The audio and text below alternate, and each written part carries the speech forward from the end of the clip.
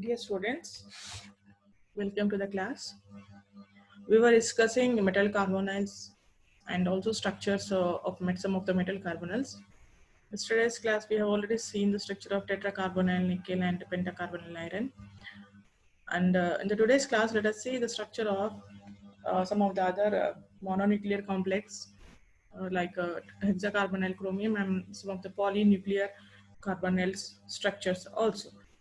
First, let us now see the structure of hexacarbonyl chromium.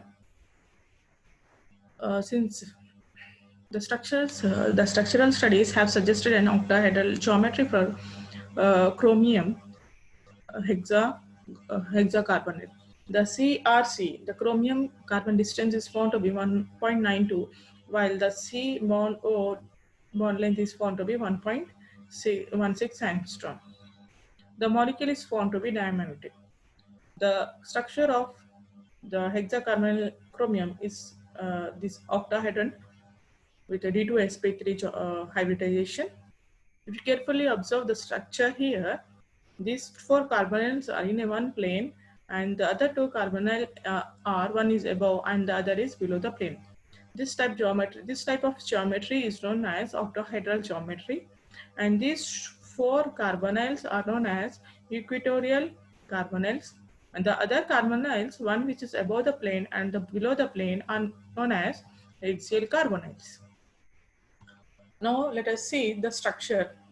The structure can be explained based on D2sp3 hybridization in chromium atom. If you see all the 6 electrons in the valence shell, what is the electronic configuration of chromium? It is with the 3d5 4s1. It is the valence electronic configuration of the chromium. When the carbonyls approach chromium, all these electrons, they get paired up. See here, this is the normal electronic configuration in the ground state. When there are no ligands here, 3d5 4s1. And the next orbital is 4p orbital, which is vacant orbital.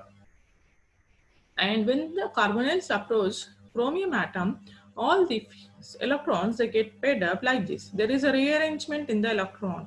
When the carbonyls approach the chromium, when the ligands approach chromium, the rearrangement of these electrons will occur. And all these, they will get paired up in the 3d orbital, creating 2 3d and 4s orbital as vacant orbitals. Now, what is the number of ligands here? It is 6. How many ligands are there? Ligands means how many carbonyls are there? Carbon monoxide molecules are there? Total 6. So how many each carbonyl, as we have discussed in the previous class, each carbonyl will denote a pair of electron. So now since there are 6 carbonyls here, we need 6 empty orbital should be there in the chromium. So how many vacant orbitals are created by the rearrangement? 1, 2 and 3. Therefore 3 more are needed. That comes from the next orbital, that is 4p. That comes from the next shell, that is 4p shell. 4p. Okay, 1, 2, 3. Okay, how many orbitals are there in 4p? 1. We know that 4p has 3 orbitals. So total 6 orbitals. These 6 orbitals will undergo hybridization. Which type of hybridization? How many ligands are there? 6. So 6 orbitals, vacant orbitals should undergo hybridization. So what is the number of d here? Number of d orbitals here? 2. 1 and 2. How many s orbitals are there? 1. S. And how many 4p orbitals are there? 3. 1, 2, 3. Therefore, D2sp3. With D2sp3, the possible geometry is octahedral. Okay, possible geometry is octahedral. These 6 vacant D2, D2, 1s and 3 4p orbitals, they hybridize to form 6 vacant D2sp3 hybrid orbitals. See, these are 1, 2, 3, 4, 5, 6. These are D2 vacant D2sp3 hybrid orbitals. Into these vacant D2sp3 hybrid orbitals, the ligands, okay, these ligands, how many are there? 6. These ligands, each carbonyl will donate a pair of electron from its sigma star orbital to vacant D or vacant D2sp3 hybridized orbital and form a dative bond and or coordinate covalent bond. So each carbonyl is forming a dative bond by donating a pair of electrons into these vacant orbitals. And we have already discussed in the previous class, by the formation of the dative bond, the electron density on chromium increases. See here, the electron density is, all these vacant orbitals are not now filled with electrons from carbonyl. Because of this, electron density on the chromium increases. Due to this, instability arises. To stabilize this molecule, what it does is, these are the filled d orbitals of chromium. This chromium, from these filled d orbitals, it will donate a lone pair of electron into the pi star orbital of carbonyl. You know that carbonyl is having a pi star and forms a pi back bonding. Okay, pi back bonding. This is the structure of chromium hexacarbonate. Okay, so since the hybridization is D2sp3, the shape should be octahedral. This is the shape. This is a ball and stick model. This is a line model. Now let us see the structures of some of the polynuclear metal carbonyl complexes. Now let us take an example of dinuclear complex, that is di-iron nanocarbonyl. Di-iron nanocarbonyl. This is the line structure of this di-iron nanocarbonyl, and this is a ball and stick model. If you can observe this structure, any of this structure, you can observe this. There is a metal-metal bond here. There is a bond between two metal atoms. That is, what is our central metal atom here? Iron. What is the ligand here? Carbonyl. How many carbonyls are there? 9. How many metal atoms are there? 2. Since there are 2 metal atoms, this comes under binuclear metal carbonyl. Binuclear metal carbonyl. Okay. There are 2 metal atoms and remaining how many carbonyls? 1, 2, 3, 4, 5, 6, 7, 8, 9. Okay.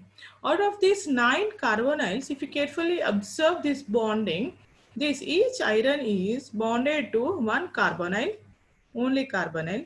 See here, 1, 2, 3, 1, 2, 3. And the remaining 3 carbonyls are acting as a bridge between these 2 metal atoms. See here, this carbonyl is connecting these 2 metal atoms. This carbonyl is also connecting these 2 metal atoms. This carbonyl is also connecting these 2 metal atoms. Whereas the remaining 6 carbonyls, they are not bridging the 2 metal atoms. They are not connecting. They are just bonded to iron. So these are known as terminal. Okay, with the carbonyls which are not connecting the 2 metal atoms are known as terminal. See, this iron is having, sorry, this iron is having 3 terminal carbonyls. This iron is also connected to 3 terminal carbonyls. Okay, and the other three are bridging the 2 metal atoms. See here, 1, 2, and 3. These are known as terminal. Okay, these are known as terminal. Each iron is having 3 terminal, and 3 bridging. And in the previous class, I have already told you the number of electrons shared by the terminal and bridging carbonyl. The terminal carbonyl, it donates 2 electrons to the iron. Each carbonyl donates a pair of electrons to the carbonyl. Whereas the bridging carbonyl, it shares only 1 electron with the metal. The other electron is shared by the metal in the formation of this bond. Similarly, here also this carbonyl shares 1 electron. There are other electron in the formation of this shared by metal. Therefore, in the case of bridging carbonyl, the carbonyl shares only 1 electron with the metal. Whereas in the case of terminal, it donates a pair of 2 electrons to the metal. Okay, this you have to remember. This is very important. You have to remember this. This will be useful in the calculation of 18 electron and also EAN. Okay, terminal, I repeat again, terminal carbonyls will donate a pair of electron, whereas the bridging carbonyl, it will share only 1 electron in the formation of this bridging bond. And one more bond is there. What is that bond? Iron and iron bond, metal bond. Each metal will share one electron here in the formation of this bond. Each metal will share one electron in the formation of this metal bond, that is iron bond. Okay, so we have three types of bonding here. One is terminal carbonyl bonding, bridging, and the other one is metal bond. Now let us see how that type of bonding is formed through electronic configuration. So we have already discussed this, that already this complex is having three terminal carbonyls. Okay, the remaining three carbon monoxide acts as a bridging. Okay, since there are two iron atoms, we have to indicate with mu2. Now the coordination number around each iron is 7. How it is 7? See here. How many bonds are there around iron? 1, 2, 3, 4, 5, 6, 7. So this, since the number of bonds around iron is 7, the coordination is number is 7. Here also there are 7. 1, 2, 3, 4, 5, 6, 7. Okay. Now let us see the electronic configuration and how the structure is formed. We know the outermost electronic configuration of iron is, what is the atomic number? 26. With 26, the electronic configuration is, outermost electronic configuration is 3d6 4s2. 3d6 4s2. This is in the ground state. But when the carbonyl atoms approach this iron, what will happen is, to explain this geometry, one electron from 4s orbital is rearranged into 3d orbital. See here. One electron from 4s orbital, it is rearranged here into 3d orbital.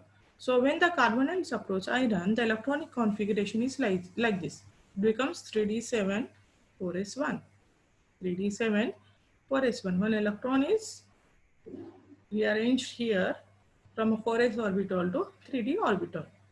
Now let us see the formation of bonds using these orbitals. Okay, these two, let us consider the two iron atoms here, two metal atoms. This is one metal atom iron, this is another iron metal atom. Okay, now each iron is having this configuration. We have written here, see here, one in here. So I have already discussed here this terminal will contribute one electron in the formation of this bond. And in the formation of metal atom also, we need one electron each from metal atom. Okay. So how many unpaired electrons should be there? How many unpaired electrons should be there? See here. For the one unpaired electron for the formation of one metal bond. One unpaired electron here in the formation of this bridging bond. And one more here. And one more here. So iron should have how many unpaired electrons? 1, 2, 3, 4. Because it will be sharing only one electron in the formation of these bonds. Similarly, other iron also it should have. Here in case of this terminal, this carbonyl will be donating a pair of electrons. But in the formation of these bonds, the iron will be sharing only one electron. Therefore, it should be having 1, 2, 3, 4 unpaired electrons. See here. Now there are 4 unpaired electrons here. See here. 1, 2, 3, and 4. Okay. So one 3D electron will be forming with iron, will be involved in the iron bonding here with this unpaired electron. So these two electrons are results in the formation of this bond. See here, this bond. Okay, this bond.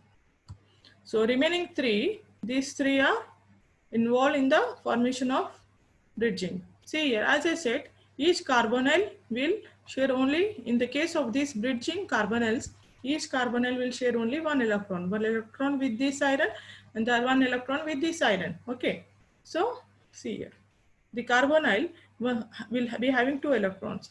Out of those 2 electrons, this will be sharing one electron with this iron, other electron with this iron, and forms this type of bonding. See here, this type of bonding, bridging. Similarly, how many bridging orbitals of how many bridging bonds are formed? 1, 2, 3. How many bridging carbonyls are there? 1, 2, and 3. See here, 1, 2, and 3. Okay. Each carbonyl will share a one electron with one metal atom here. So these three are bridging. And what are the remain? And now I know we have three vacant orbitals here. So how many vacant orbitals are needed here? See, on each metal atom, see how many terminal carbonyls are there? Three. As I said, each terminal carbonyl will denote a pair of electron to metal atom. So how many vacant orbitals we need on this iron? Three. On each iron we need three vacant orbitals. So that three vacant orbitals will come from the next shell, that is 4p. So into these 4p vacant orbitals, these are the terminal carbonyls. These terminal carbonyls will denote a pair of electron into each of these orbitals and form a coordinate covalent bond. Here, these are the orbitals of another iron, and these are the terminal carbonyls of the other iron. Okay.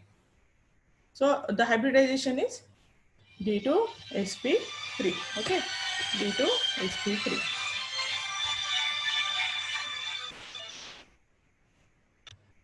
Now let us see the structure of other polynuclear complex, that is triiron dodecacarbonyl. The complex, this is a very complex structure. You can see this is the structure. Okay, triiron dodecacarbonyl. If you carefully observe this, how many iron metal atoms are there? 3. How many ligands are there? 12. Okay, how many ligands are there? 12. Okay, if you carefully observe this, these two iron atoms, around these two iron atoms, how many terminal carbonyls are there on each iron? 1, 2, and 3. Here also 1, 2, and 3. And how many bridging carbonyls are there? 1 and 2. If you see this iron, how many terminal carbonyls are there? 1, 2, 3, 4. Are there any bridging carbonyls? No, there are no bridging carbonyls around this iron. So these two irons are of one type, and this iron is of another type. Okay. Around these two irons, there are three terminals on each. There are three terminal carbonyls around each iron atom and two bridging carbonyls. Whereas here there are no bridging carbonyls but only terminal carbonyls. Okay. In addition to this, there are three iron-iron bonds connecting each of the iron atoms. See here, this is one bond, this is another bond, this is another one. 1, 2, 3. 3 iron-iron bond. This is a ball and stick model. Okay. These are oxygens are represented in red color, carbons are in gray color, iron is in brown color. There are no hydrogen. Okay. This is about the structure of. We are not considering the electronic configuration here, but because that will be a more complex one here. Just you have to remember the structure and how many number of terminal carbonyls are there and how many bridging are there. Okay. Now let us see the effective atomic number. This is introduced by Sedgwick's. Therefore, it is also known as Sedgwick's EAN rule or inert gas rule. According to this rule, the EAN of the metal atom in a stable complex is equal to the atomic number of noble gas. Okay, atomic number of the noble gas found in the same period of the periodic table. Most of the organometallic compounds, including carbonyls and nitrosyls, obey the EAN rule. It is mainly useful in predicting the number of ligands attached to the metal in such compounds. Let us see how EAN is calculated. According to Sedgwick's, it was introduced by Sedgwick's. Therefore, it is also known as Sedgwick's EAN rule. According to Sedgwick's, if the EAN is equal to the atomic number of a noble gas in the same period, then that carbonyl is stable, according to Sedgwick. Let us see how that EAN can be calculated. For mononuclear complexes, EAN can be calculated as EAN is equal to atomic number of metal plus number of electrons donated by carbonyl groups. In the case of polynuclear complexes, EAN is equal to atomic number of metal atom plus number of electrons donated by terminal carbonyl groups plus number of electrons donated by bridging carbonyl groups plus number of electrons donated by other metal for the formation of metal-metal bonds. So atomic number of metal atom, terminal atoms will donate 2 electrons. Bridging carbonyl, only 1 electron will be contributed, and from the metal, each metal atom will be contributing 1 electron each. This I have already told you in the previous slide. Okay, let us take few examples and let us see how this EAN is calculated. Let us take an example of tetracarbonyl nickel.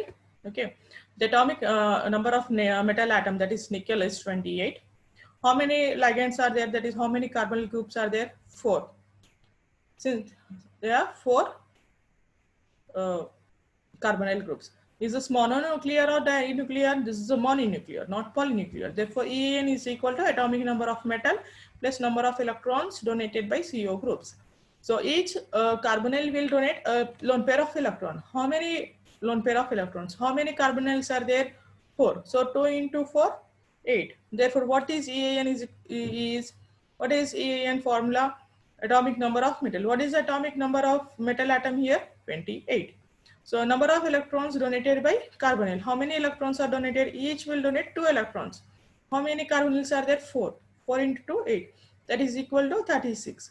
We know that in the period which is containing nickel, if you go straight to the right, there is a noble gas element krypton.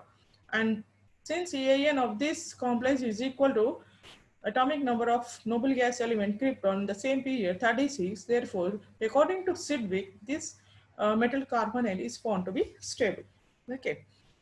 EAN is found to be 36, which is the atomic number of krypton, which is a noble gas lying in the same period of the periodic table. Okay. Let us see how to calculate the ANO by taking few more examples here. Pentacarbonyl. First, let us take a pentacarbonyl iron. Okay, we know that what is the atomic number of iron? 26. How many carbonyls are there? 5. Each carbonyl will donate a pair of electrons, 2 electrons. 2 into 5, 10. 26 plus 10 is equal to 36. 36 is krypton. Okay, therefore it is stable. Now let us see this one. Iron to nanocarbonyl. Okay. So since this is a polynuclear complex, we have to use another formula. What is that? We have to use this one. Okay. Atomic number of metal plus number of electrons donated by terminal carbonyl, number of electrons donated by bridging carbonyl, and number of electrons donated by the other metal in the formation of MM bond. So in the case of this di-iron nanocarbonyl, what is the atomic number of iron? It is 26. How many irons are there? 2. Therefore 2 into 26. Plus how many terminal carbonyls are there? We have already discussed the structures. Let us see once again. Okay. Where is that slide? Okay, this is the slide. So how many terminal on each terminal carbonyls are there on each iron? 3 on this and 3 on this. Total 6. And these 3 are bridging. Okay. Remember, 6 are terminals and 3 are bridging. So 6 are terminal. So each terminal carbonyl will donate a pair of electrons. Therefore 2 into 6. And as I said, there are 3 bridging carbonyls and each will contribute 2. So 2 into 3 plus 2 electrons. So 3 bridging carbonyls and 3 will be connecting to one iron and the other 3 will be connecting to the other iron. So each iron carbon bond will be from okay. In each iron carbon bond in bridging, each carbonyl will be donating 1 electron. We have 3 and 3, total 6. Therefore 6 electrons and one metal bond is there. Each metal will be contributing 1 electron, therefore 2. So total it comes up to 72. If you divide this with 2, you will get 36. 36 means that is a noble gas atomic number of krypton, that is also stable. Okay. Now let us see another rule, that is valence electron rule. In this valence electron rule, this is also used to say whether the complex is stable or not. In such cases, if the valence electron comes to 2 or 18 or 8 to 8 18, then such type of complexes are said to be stable. So in order to say the stability of complexes, this valence orbital 18 valence electron rule is also helpful. If that carbonyl is surrounded with 2 or 18 or 18, sorry, 2 8 18 electrons, then it is said to be stable. Let us see how to calculate this 18 valence electron rule. Let us take an example of tetracarbonyl nickel. If the formula is same as EAN, here in the place of atomic number we have to put valence electrons of metal atom. See here, the number of valence electrons, the number of valence electrons surrounding the nucleus of metal atom is equal to number of valence electrons of metal atom, number of electrons donated by terminal carbonyl groups, number of electrons donated by bridging carbonyl groups, number of electrons donated by other metal atom for the formation of bonds. Okay, here we don't have any terminal or bridging carbonyls, so we have to put this as 0 and 0. And since it is a mononuclear complex, there are no bonds also. So what are the number of valence electrons? What is the electronic configuration of nickel? 3d8 4s2. What is the valence? This is a valence electronic configuration. Therefore this is equal to these 3d8 4s2. The number of electrons present in these orbitals will be equal to valence electrons, that is 8 plus 2 10, and plus number of electrons donated by terminal carbonyls. How many carbonyls are there? 4. Each carbonyl will donate a lone pair of electron. Therefore 4 into 2 8. Okay, 4 into 2 8. Plus number of electrons donated by bridging carbonyls. Are there any bridging carbonyls here? No, because this is a mononuclear complex, that is 0. And number of electrons donated by other metal in the formation of bonds. Since it is a mononuclear, there is no case of that is also 0, and this is coming to this 18. Therefore it is satisfying the 18 valence electron rule. According to this, it is stable. Let us take few other examples also. Okay, number of valence electrons surrounding the nucleus of the metal atom is equal to number of valence electrons of metal atom, number of electrons donated by terminal CO groups, plus number of electrons donated by bridging CO groups, plus number of electrons donated by other metal atom for the formation of bonds. This is the formula you have to remember. This is the formula is same as EAN. Thus just you have to replace the atomic number here with valence electrons of metal atom. In order to calculate this, you have to remember the electronic configurations of the transition metal atoms. You have already seen this example. Let us see another example here. Sorry. There is pentacarbonyl iron. What is the electronic configuration of iron?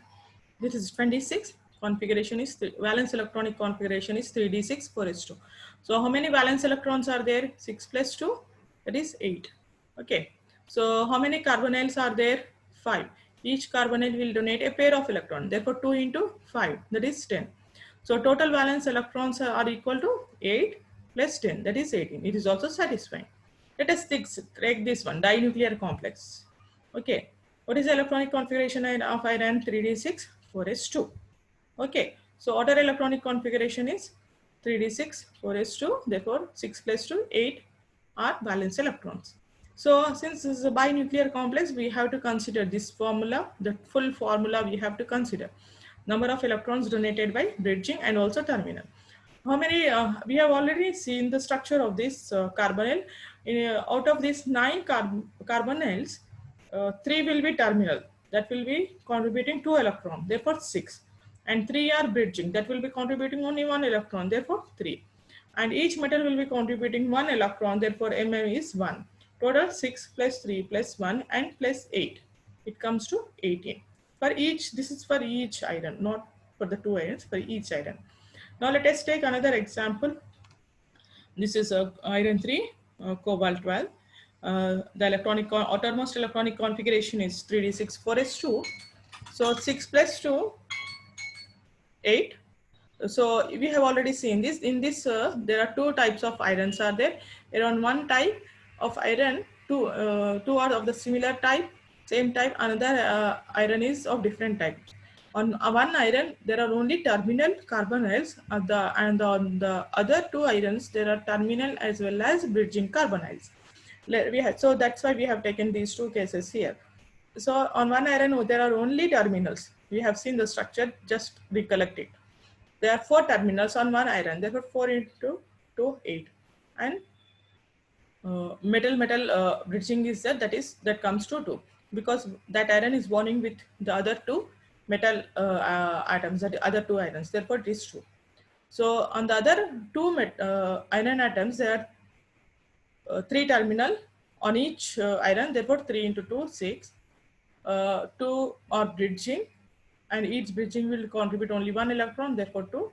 And the bonds, since there are 2 bonds, since each metal atom is bonded to other 2 irons, therefore this is equal to 2. So if you calculate this one, 8 plus 6 plus 2 plus 2, this is 18. This is on 2 iron atoms. We have one more iron atom which is having only terminal carbonyls. So if you calculate 18 valence electron for this, 8 plus 8 plus 2, this is also 18. Therefore this carbonyl is also, this trinuclear carbonyl is also stable. Let us see the last example, that is chromium hexacarbonyl. Electronic configuration of chromium is 3d5 4s1. Therefore 5 plus 1 is 6. This is the metal valence electrons. So how many carbonyls are there? 6. Each carbonyl will donate a pair of electron. That is 2. So for 6 into 2, 12.